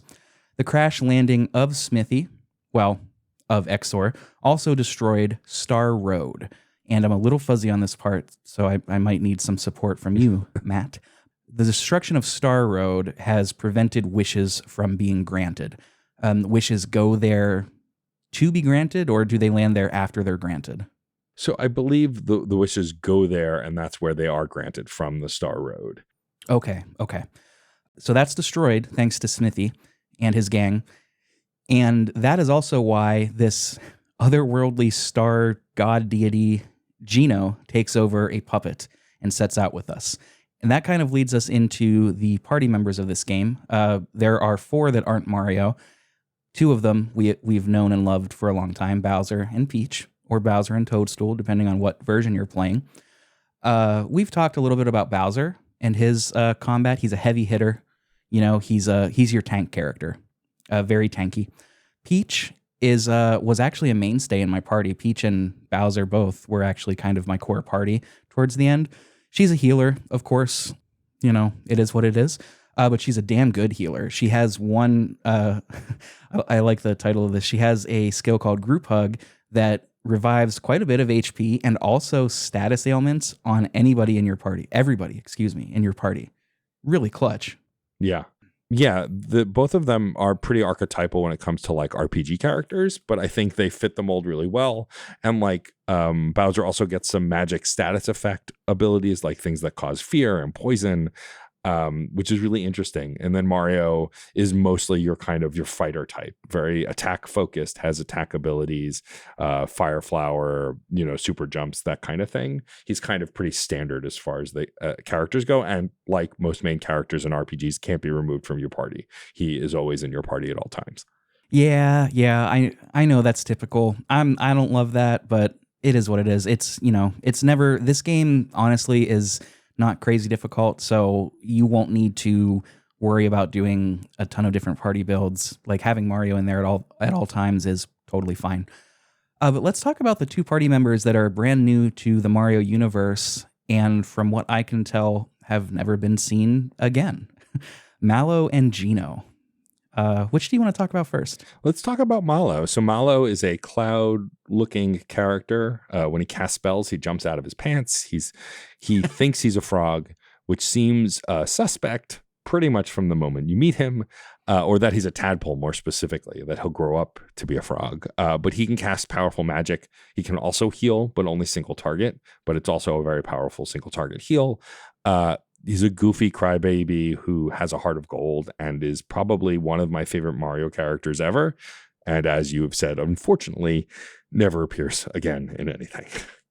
I like Mallow a lot. I love that the game calls out at the very beginning when you meet him. They're like, Mallow, who is a tadpole but totally doesn't look like one. Yeah. Or something to that effect. It's so funny. It's so clear that he is not a frog or a tadpole at all. And that sets up a reveal later on. Turns out he's not. I like Mallow okay. Mallow gets some really strong AoE spells pretty early on, and some stronger ones as you go forward. I used him a fair amount. Actually, a lot of the times I played this handheld, or just take the Joy-Cons off and dock it on or kickstand it on my desk. And some of his moves require you to spin the stick in a circle, which I'm always very nervous to do on Joy-Cons. So I didn't use those quite a lot, but they are very powerful. He's a great character early on. Yeah. And then the other character we get, as you mentioned, the unpronounceably named character who goes by the name Gino for the action figure that he possesses from Star Road. And he's more of a caster type. I mean, he has a lot of ranged attacks, and like his special abilities either boost the party or do a lot of magic damage. I feel like he's kind of a cross between a fighter and a mage. Just in the fact that he can dish out some physical damage, but also does a ton of magic damage as well. Yeah, so going into this, I only knew him from like, do you remember when the last character for Smash Ultimate was being revealed and so many people wanted Gino? Yeah. They were clamoring for Gino. Couldn't get enough of Gino. Gino fever, they were calling it. Everyone was saying it. But playing this game, I don't get it. I don't understand why he's so beloved. Like the ambiguity in his class, like you just mentioned, combined with like, I don't know, I don't want to say he doesn't have a personality, but it's like, you know, he's just kind of a guy. Like he's just there. He's polite and formal. I don't understand what the hype about him is. I mean, my guess is it's very much a 90s thing. You look at characters like Gino, like Cloud, like Squall. Like these are characters who are kind of archetypal, kind of aloof, very cool looking into their design, and so they become popular. But under a microscope now, especially as we're playing Remake and Rebirth, I still think Cloud is a very interesting RPG character, but he's definitely not as quote unquote cool as we thought he was, right? Same for, I would say, Sephiroth also, who is dynamic, but is definitely not cool, genocidal. This is a whole other story. But like, I think Gino's design, having like the transforming gun hands and like just kind of being this wood doll with a cloak that came to life, I think is where the love comes from. But you're right, as far as the party goes, he's the least dynamic of the lot. Like his story is pretty standard. He's the hero sent from above to guide you to victory, which is cool to have, and I love his abilities. But deep, rich lore we don't get with Gino. He's kind of like the go-between he's the messenger from Star Road that's here to facilitate the narrative, which is important, but I don't think earns I've always loved Gino, not my favorite character in this game. I think that's well said. Yeah. You to find Gino, there's at a certain point you walk into this Toad house and this little baby Toad is playing with a Mario action figure and a Gino action figure, which is a very funny scene. You get to play with the toys with the kid. It's great. But that night, and this is in a cutscene, which, by the way, I don't remember if we mentioned this. There are cutscenes in the remake which look really beautiful. Yeah, in the original game, they're in-engine cutscenes. They still happen apart from the moment-to-moment gameplay, but they are not like cutscenes where we get different dramatic angles. We get a bunch of those in the new game, and I love them. Some of them are a little jarring just because I'm so used to the original. But they are all wonderfully animated. It's like watching a Pixar film almost. Like they're just so well done. Yes, exactly. That's exactly what I was thinking of. Pixar, man, we are in sync. But you overnight, Gino from the Star Realm comes and takes over this doll. He later admits it's because he looked like he was the strongest of the bunch, and you have to chase him through Mushroom Forest. That culminates in the fight against Bowyer, who we're right here, so let's just talk about it. You fight Bowyer. He's a member of Smithy's gang. He is a bow. You fight with Gino. That's your introduction to him, and then he joins your party after. Bowyer's fight is one of my favorite in the whole game because I think the gimmick is just so cool. You either alluded to it or explained it already before, Matt. So do you want to talk about it? Yeah. So you fight Bowyer for a while, and he's got one of the most wacky designs in the best way. His eyes spin. He's got wild hair, and he's literally shaped like a bow. He gets tired of you beating on him, so he eventually summons 3 buttons. The X button, the A button, and the Y button. So he can either limit your special attacks, your regular attacks, or your item use. He never does more than one at a time. But he says to you, now I'm going to lock your buttons. There's never a conceit to how this fits in the narrative. It is always just, here's a video game mechanic. Now deal with it. And like he can stop you from using any one of those 3 things. And so like if you're out of flower points and he then locks your items and you can't get more, like it's really, there's actually quite a bit of strategy to this fight. It's one of my favorite of Smithy's gang fights. It's not my favorite fight in the game. That's actually reserved for another Smithy gang because it's just homage to something else, and I'm a nerd for that. But this is definitely one of the coolest early fights, and as I said before, an introduction to the best boss music in the entire game and in most RPGs. Yeah, it's really good, and I love this fight. I think that's just such a cool mechanic. I was really happy to see that. It's, I don't like when games break the fourth wall by telling you, like if a character comes up to you and says, hey, don't forget, if you press X twice, you can double jump. Like, I think that's super lame. But this isn't that. It's not really, right? I mean, I don't know. Maybe I'm just being inconsistent, and I just saying, well, I like this, and that's just all there is to it. I don't know. But this was cool, man. I really liked it. That's your first fight. I think your first fight with a Smithy gang member. The first one was with fight. Mac in you leave the Mushroom Kingdom with Mallow to go visit Mallow's grandfather. It's where you find out the shocking fact that he's not a frog. Bum, bum, bum. And then when you get back to let the Chancellor know, that's when you see it overrun with Shy Guys on swords. And you fight. I just call him Mac. I don't remember his name his new name in the game, but that's the first Smithy gang member you fight. I think his name, I might be getting this wrong, but I think his new name is Claymore. Oh, Claymore, you're right. Yes, it is. Which is not as cool at all. No, definitely not. And if you've never heard Mac the Knife, by the way, listeners, go listen to Mac the Knife. Listen to Louis Armstrong's version. Don't listen. Michael Bublé's is fine, but listen to the original. The original is pretty incredible. Yes, it's really good. But those are your core party, all four plus Mario, and you are going to be going from town to town, essentially just trying to recover the 7 stars to repair Star Road. That is your mission, and it ultimately culminates in Bowser's Keep to get to the Weapon Realm. But before we go all the way there, I just wanted to ask you, were there any town scenarios, minigames, or anything like that that you really wanted to talk about here? Sure. I've got one. Okay. I've got one as well. But before that, I do want to mention something I realize now. We didn't mention the quality of life section that is important to the party. In the original game, had party members. That was it. In order to change your party, you had to exit whatever scenario, like it was after, like between scenarios, you could change your party around. In this game, they added the ability to change party members on the fly at any time without losing a turn. And on top of that, in the remake, if a party member gets downed, you can bring in another party member. In the original game, if a party member went down, you had to res them and you couldn't switch during battle. In this, they give you these quality of life changes. So also, like, if you're starting to lose, you're not stuck. Another party member can jump in and help you instead of you getting a game over. And I like that. It's not one of those, if Mario dies, the party dies, thankfully, like a Persona 5, which always drove me crazy. But it made the flow of combat a little more fluid. I think it does make it too easy a little bit. But that said, I think it's really neat because it allowed me to use party members more. In the original game, when I couldn't really swap around, I just went with the core Mario characters or would take out Peach and keep in Mallow.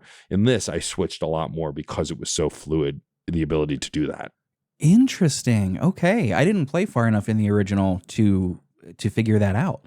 Fault on me, but that's why you're here. So I only bring in the best to correct my own mistakes. That's cool. That's cool. Geez, maybe it makes it sound like the original is even maybe a bit more challenging. Yes, absolutely. The original one's more challenging. It's still not that hard, but if you want a more challenging version of this game, play the original SNES game for sure. As far as going back to your question about favorite scenarios, towns, and minigames, I mean, my number one favorite scenario is when you're trying to recover one of the stars in a volcano later in the game. You find it, you're about to... So throughout the game, whenever you find a new star, it does this cutscene where the star flies into the air. Mario puts his hands up. He receives the star and sends it back to Star Road. It's really cute. In this moment, Mario goes to do that. And as it's about to come down to you, it disappears. Someone snatched it. When you go into the next room, you see a red Axum Ranger. My favorite member of the Smithies gang are the Axum Rangers. They are the colors of red, green, yellow, black, and blue. And they are, of course, spoofing the Power Rangers. And, like, I've never seen in the history of Square Enix such a blatant homage to something else, and I absolutely love it. Like, there's no bones about it. This is not sort of like the Power Rangers. This is a homage to Super Sentai. Now, for us, it's Power Rangers, right? They've had a ton of other names over in Japan, but like this is absolutely an homage to Super Sentai, complete with when you chase them out, after you fight them, you jump onto their giant axe Megazord weapon, and you have to fight them and then the giant weapon, and it's just so cool. It's a giant floating axe with an axe face on it.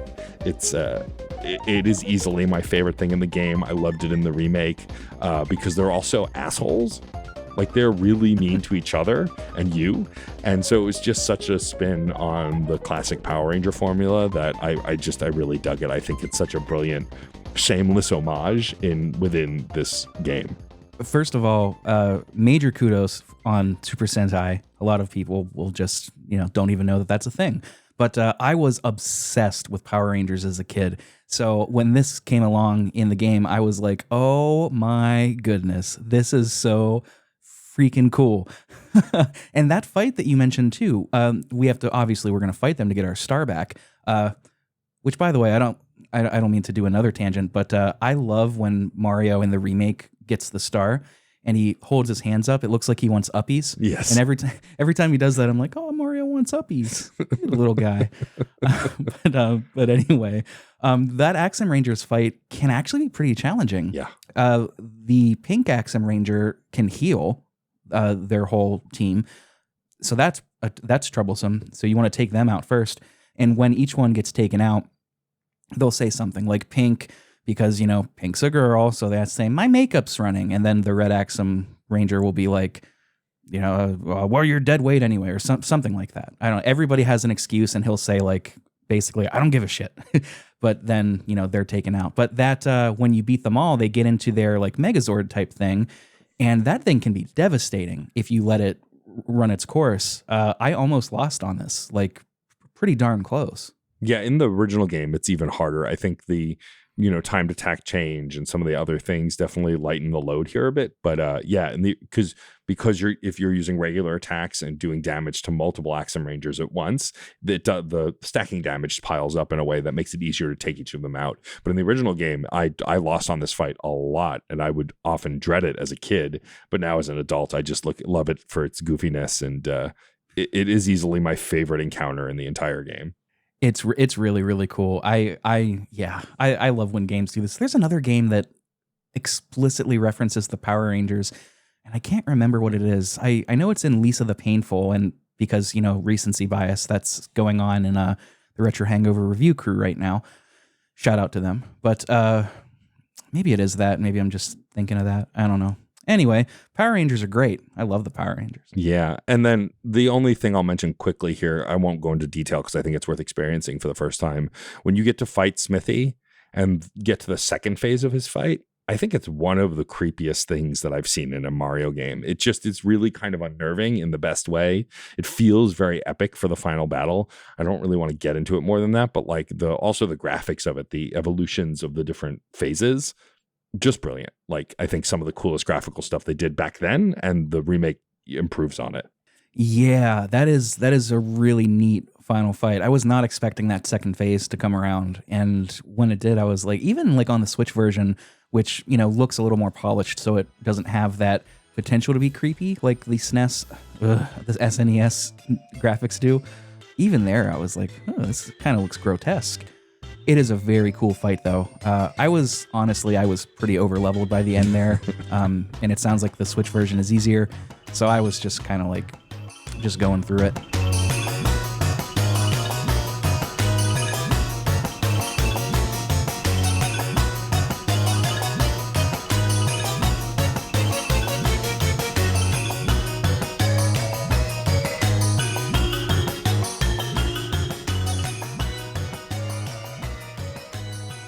There are actually, now that I'm thinking about it, there were a couple of moments throughout our journey that I wanted to talk about, but the first one is running into this gangster shark known as Johnny. Yeah.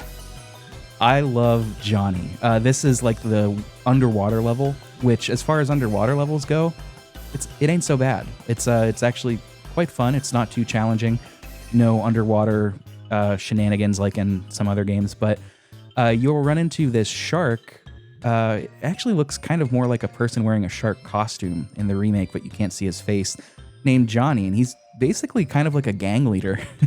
And you'll fight him to get the star, and, you beat him. You earn his respect. He's an honorable shark, and he's like, well, you beat me fair and square. I'm on your side now, kid. And, he gives you the star. That star gets stolen later on by one of Smithy's gang, who is pretending to be basically like 5 different toads, but they're blue. It's a very bizarre town. The first time you get there, all the toads are blue, and they talk like, what's the kid in Malcolm in the Middle in the wheelchair? Oh, I don't remember his name, but I know what you're talking Kind of about. talks like this. His name is Stevie. Here's what he actually sounds like. Can I ask you something? Sure. Do you find my personality abrasive? What? That's a shame that I don't remember. I love that show. But they all talk like that, ellipses after like every few words. Turns out it's one of Smithy's gang members posing as them. But when that Smithy gang member tries to steal your star, Johnny will actually come up out of the water and he blocks him from leaving. And he's like, oh no, like that's his star. He won it fair and square off of me. You're not taking it. That was really cool. I was not expecting Johnny to be like such a pal, Yeah, it's a whole fun area. I love the ship. I love the puzzle solving. I love the squid boss. Also, though, was a pushover in the Switch version. In the original SNES version, I remember struggling quite a bit. But yeah, I love that there are so many original characters in this game that we never see again that have such depth, even in such a short amount of time. Johnny and his pirates are one of them. It's really great. There's a scene before you fight Johnny where like they're trying to throw a barrel at you. They end up like hurting themselves instead. It's very like kind of vaudevillian almost. But yeah, I love that moment too. I think it's a great one. And the fact that you end up fighting the boss because they can't escape because Johnny's like blocking the path is like, oh, hell yeah, buddy. Thanks. I do like it quite a bit. The other one that I wanted to mention is just a town that I really, really like. And that's one that we've mentioned in passing, Monstro Town. Yeah. It's a town where all the monsters, like several monsters from the game, go to live. And you can even run into some of Bowser's troops there living a new life. And it's so cool too, because you run into them and they'll have like a little interaction. He'll be like Goomhilda, which is his one Goomba captain. He's, Goomhilda, what are you doing here? And she'll be like, well, I opened up this shop with my 3 little Goomba kids, and they all want to sell you stuff, but they've only got weak items. It's really, really cool. And in this area, if you go into battles with Bowser in your party, the enemies will run away because they see Bowser and they're scared of him. Yeah. It's so, I really like it. Monster Town, I was not expecting it to be so charming, but yes, Monster Town is great. This is also where you can fight, I forgot his name, the super boss. Culex. Yes, as well as Jinx. You can fight them both here. But to fight the super boss, you need, I think, fireworks from another town, from the mole town, I believe. Yep. Mm-hmm. Give them to somebody, they give you a key. Let you into the only house you can't get into here. But yeah, that's Monster Town. It's very nice. It's very cute. You don't spend a ton of time here. You kind of just pass through. But I don't know. I liked it a whole lot. There's another little gag here. You think there's a star here. And everybody's like, oh yeah, we've got a star. Like it's right upstairs. Go take it. And you go up and it's a starfish enemy that just sings for you. Yeah. So like a triple pun, like right there. Yeah, there's a bunch of good gags. There's also a bed in an empty room, and if you sleep on it, you're visited by the 3 musty fears, who like give you riddles to find special items, and if you bring them all back, you get like a special item from them, and like it's just very funny. It's very punny. Yes, the 3 musty fears got a big fat laugh out of me. I did not do their their quest, because that just sounded like it would take a lot. But you said it gives you what kind of an item? So I think it gives you a defensive item. I don't really remember. Maybe an amulet. It's been a minute since I've done that quest. I gotcha. It's very good, though. You don't have to do the quest. If you just sleep in the bed, you get to see them. You're not forced into it or anything. Laugh out loud moment, totally. For the sake of time, I don't like. I could probably say I love this and I love that about just about any area in this game, and I've already kind of voiced my main complaints about the various platforming and mini games. I don't know that I have a ton else personally to say, but I don't want to move on unless I know that you're satisfied as well, Matt. So, is there anything else that you wanted to touch on before we go to our community forum? I think we've really covered it. I don't want to go more in depth with the story because I feel like the story is the best part of the game.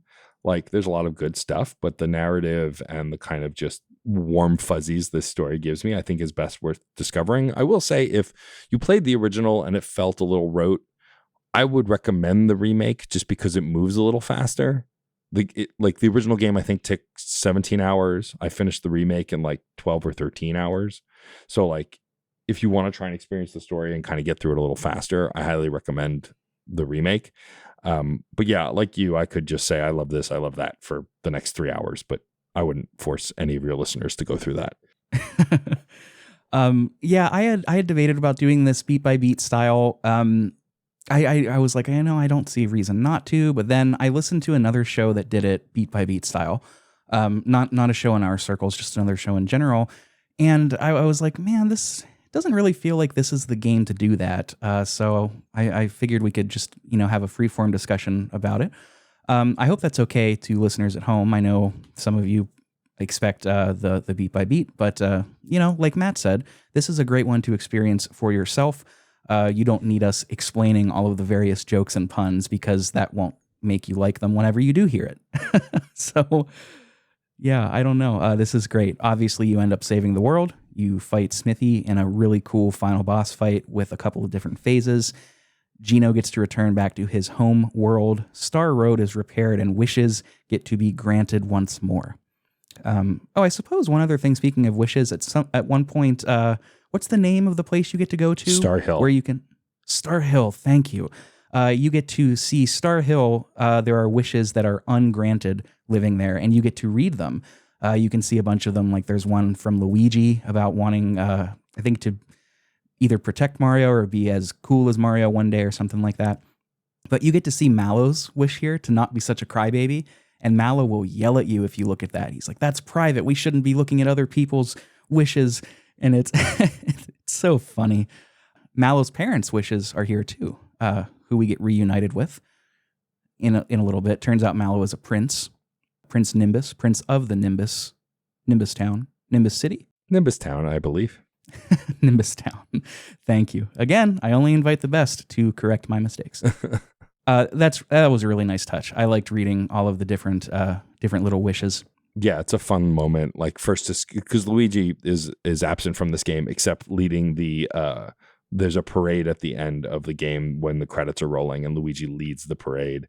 But he's suspiciously missing in this game, and yet you get to read that wish, and you're like, oh, like he's out there, he's hanging out, we're on an adventure on our own. And I thought, yeah, there's a lot of really sweet moments, like very wholesome wishes throughout all of Star Hill that you can read. Yeah, Star Hill is maybe the least interesting area because you basically just walk up to the star and you get it. It's still like it's a cool ambiance kind of deal. And then all's well that ends well. If you're playing the remake, you have some post-game content. You can do some things at the hotel that Toad is involved with. I'm blanking on the Marrymore, I believe is the name. Mm-hmm. Marrymore Hotel, you can do that. You can fight the secret boss. You can race Boshi as much as you want. Lots of stuff for you to do. Complete the bestiary, listen to the new versus old soundtrack, a lot of stuff. It's a really charming little game. It's not perfect. It may not even be for everybody, but I would venture a guess that if you like JRPGs even a tiny bit, that you will, at the very least, have a good time with this. I can't agree more. I think that there are worse ways to spend 13 hours for sure. And I think that if you're looking for something really just kind of saccharine sweet and charming, this is an easy recommend. Again, it's breezy, even breezier on the Switch. And even if, again, you don't mesh with all of the mechanics, I think the story is enough to keep you engaged, especially if you're a longtime Mario fan who hasn't played this. It's absolutely a high recommend there because it just gives us a view of some major Mario characters in a way we've never seen before.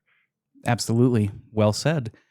And with that, why don't we move into hearing what the community thinks from the community forum? You too can be a part of the community forum. All you need to do is join our Discord. It is the cool price of free $99. You can find a link in bio. My link in bio. You won't find my nudes in bio, but you will find my Discord link in bio. I hope that joke lands whenever people listen to this. It might date the episode. But Matt, we've got a couple of responses here, and I was wondering if you wouldn't mind trading off with me to read some of them. Happily. Cool. Well, this first one's a bit longer, so I'll go ahead and take this one. This is from Dave Jackson from Tales from the Backlog. Here's what Dave has to say. I played the original Super Mario RPG for the first time a few years ago after literal decades hearing about how good it is. And as it often goes when you play someone's childhood favorite, I can see why people liked this back then, but it did not feel great to me. The isometric platforming and the brain dead until it's not combat were not enjoyable for me at all, and just reminded me of more engaging games later in the Paper Mario and Mario and Luigi series. The charm of Mario and friends in an RPG can only carry things so far. Shout out to another killer OST by Yoko Shimomura, though. Ooh, brain dead combat. Yeah, Tough. I knew Dave didn't vibe with this one, but like I get it. Again, it's if you're looking for a challenge, and we all know how much Dave loves Souls games, so he's usually looking for a challenge. I can see how you would bounce off it, but I disagree that the story is not enough. But again, if you are looking for a challenge, this might not be the game for you, for sure. Yeah, here. Our next one is from V-Vooper, or Wooper, if you put the V's together, and it just says Yoko Shimomura, which, yes, we can all agree with that. Wooper is great. I always say Vooper whenever I read their name. Shout out to Yoko Shimomura. Next, we've got Andre from the Fine Time podcast. Here's what he has to say. I've been a longtime hater of Super Mario RPG since the day it came out. This is on brand for Andre. Yeah. Artistically, those character designs never appealed to me, and the way the pre-renders came out in the actual game can only be described as cursed, pixelated, and gross. Gameplay-wise, it was nothing special, and their idea of humor I found seriously grating. The only reason to play Super Mario RPG is if you didn't have a PlayStation or Saturn yet, and you were still stuck with Super Nintendo. That is biting. It is. I mean, Andre is used to going through life being wrong, so I suppose here's another opportunity for that. No, I love Andre, honestly. Look, I get it. I think if you don't play this game in your childhood, it could very easily be a game that you just don't like, but I don't agree. Yeah, I think that's a bit much. Like, I can see where he's coming from, but you know, I wouldn't call it grating or cursed and gross. You know, Donkey Kong Country still looks good. It's the same engine. Yeah. Matt, there are two more. I organized them. I'm realizing giving you the two shortest ones. You are free to read either Poppy's or Chris Coplean's. It is up to you. I guess I'll read Chris Coplean's. Love Retro Hangover. Fan of that pod. Been a guest on that pod. Can't wait to see what lovingly dear and positive things Chris C has to say, because he's known for his kindness and warmth. No, I love you, Chris. Chris says, Super Mario RPG has a special little place in my special, cold, dead little heart. I remember when it came out, I was super excited because it was another RPG made by Squaresoft, and it had those cool pre-rendered graphics. See, some people think they're cool, Andre. I remember renting it from Blockbuster for what I felt like 4 or 5 consecutive periods. My dad had to be pretty irritated looking back at it. But it was a game I bought with my own, in quotes, money, and I saved the cash I earned from mowing lawns in order to get it. I really enjoyed it as a kid, as it is pretty much everything an 11-year-old me could want. As for today, I'm not sure. It's a bit on the easy side, and I'm not a fan of the timed hit mechanics. Isometric perspective and pre-rendered graphics are the same thing I soured over the years. But for the moment in time, it was a game that gripped the entirety of my attention. But yeah, I mean, I guess, you know, he's saying a kind of softer version of what some other folks have said, but yeah, I don't know. I think there's nothing wrong with the game being easy and a little goofy, but, you know, I think this game is very much a childhood favorite. I'm glad you liked it coming to it later, but not everybody does. Yeah, and I can see it. Yeah. You know, I can see it. Chris is pretty what's the word? Even-tempered when it comes to most criticisms. Yeah. Most of them. We will never see eye to eye on Disco Elysium, Chris. I love you, bud, but we just won't. We've got one more. Last but certainly not least, the retro quizmaster extraordinaire himself, Poppy the Keaton. Here's what he has to say. Mario and Bowser teaming up was mind-blowing to little me. That forest music is iconic. Amazing characters. Sadly, Pooh break at work is over, so I cannot elaborate further. I am sure you have it covered, though. Thanks for believing in us, Keaton. I appreciate that, Keaton. Hope your poo break was good. Yeah. It's productive. Always poo on company time. That's what I have to say. Correct.